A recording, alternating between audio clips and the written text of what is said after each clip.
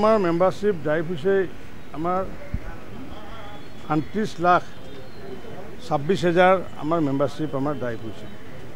এতিয়া এই ড্ৰাইভ হোৱাৰ ভিতৰত যিমানবোৰ আমাৰ সমষ্টি আছে তাৰে ভিতৰত মই ঠিক আছে মই জাগিৰোডটো নকওঁ, নলবাৰী নকওঁ, লক্ষীপুৰ বৰাক ভেলী নকওঁ, পাথাৰকেন্দ্ৰি নকওঁ, এতিয়া টিংখং বুলি ক'লে তাতে কোনে প্ৰতিনিধিত্ব কৰি আছে? বিমল বৰাই।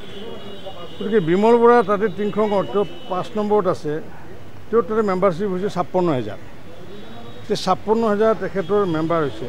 ৰঙিয়াটো মই নকওঁ যেনিবা, ৰামকৃষ্ণ নগৰ নকওঁ।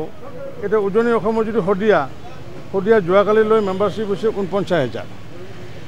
এতিয়া শদিয়াখন যদি বা টিংখংখন যদি উজনি অসম যদি নপৰে, আপোনালোকৰ দৃষ্টিত মোৰ ক'বলগীয়া একো নাই।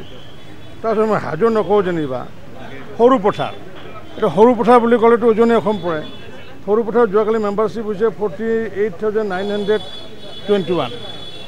ঠিক তেনেকৈ যদি আমি শিলচৰটো নকওঁ, মই ব্ৰহ্মপুৰো নকওঁ মই, মধ্য অসম যিহেতু। ঠিক তেনেকুৱাকৈ নাহৰকটীয়াটো জানে আপোনালোকে ডিব্ৰুগড়ৰ অন্তৰ্গত উজনি অসম। তো নাহৰকটীয়াত 45,100 তাত মেম্বাৰশ্বিপ হৈছে নাহৰকটীয়াত যোৱাকালিলৈ।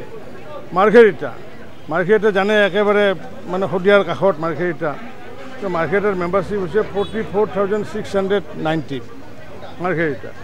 ঠিক নাই মই লামডিঙৰ কথাটো নকওঁ বা কমলপুৰ নকওঁ বা ঢেকীয়াজুলি নকওঁ, গোলাঘাট যদি চাই আপুনি 42,920 মেম্বাৰশ্বিপ হৈছে।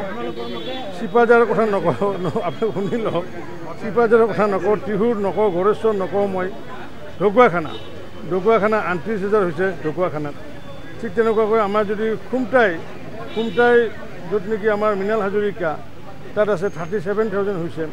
ধেমাজি 37, ডিমৌ 37, লখিমপুৰ 37।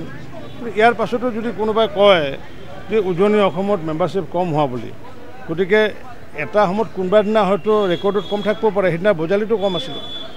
বজালীত যিদিনাখন মানে এই কথাষাৰ ওলাইছিলে সেইদিনা মোৰ তাত 14,000 আছিলে। আজি যোৱাকালি মোৰ তাতে 38,000 হৈছে। মোৰ তাতে মই 76,000 লোকসভাত ভোট পাইছিলোঁ। তাৰমানে অলমষ্ট 50% মই ক্ৰছ কৰি দিলোঁ। যিমানে ভোট দিলে তাৰে পৰা 50% ভোট ল'লে। গতিকে আমি টাৰ্গেট ৰাখি আছোঁ যে যিমানে ভোট পাইছোঁ লোকসভাত তাৰে পৰা 75% মেম্বাৰশ্বিপ আমি কৰাৰ কাৰণে আমি সংকল্পবদ্ধ, আৰু সেইটোৰ কাৰণে আমি দৈনন্দিনভাৱে আমি কাম কৰি আহিছোঁ।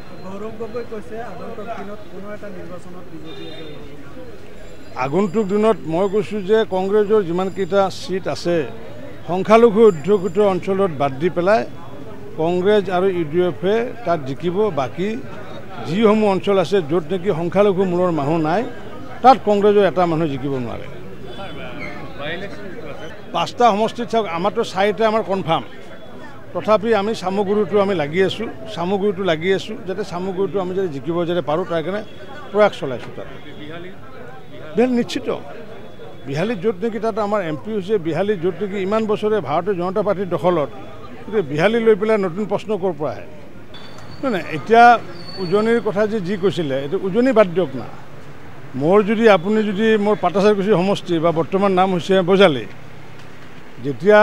বজালীৰ ৰিজাল্ট যেতিয়া ওলায়, যোৰহাটৰ ৰিজাল্ট যেতিয়া ওলায়, যোৰহাটৰ আৰু হেৰিয়াৰ মানে অলমষ্ট মানে একে আছিলে। এতিয়া আমি প্ৰথম অৱস্থাত বহুতে এফৰ্ট দিব পৰা নাছিলোঁ। এতিয়া আমি এফৰ্ট দিয়াৰ পিছত আমাৰ ডেইলি তালিকা ওলাই আছে। গতিকে উজনিতনো কেনেকুৱা হৈ আছে, নামনিত মধ্যত উত্তৰখন কেনেকুৱা হৈ আছে, এইটো ট্ৰেন্সপাৰেণ্ট, সকলো ৰাইজে গম পায়।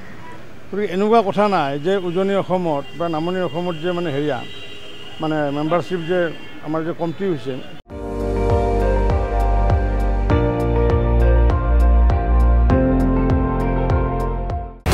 আপুনি চাই আছে ND24, সৰ্বশ্ৰেষ্ঠ নহয় সৰ্বোত্তমৰ দৌৰ।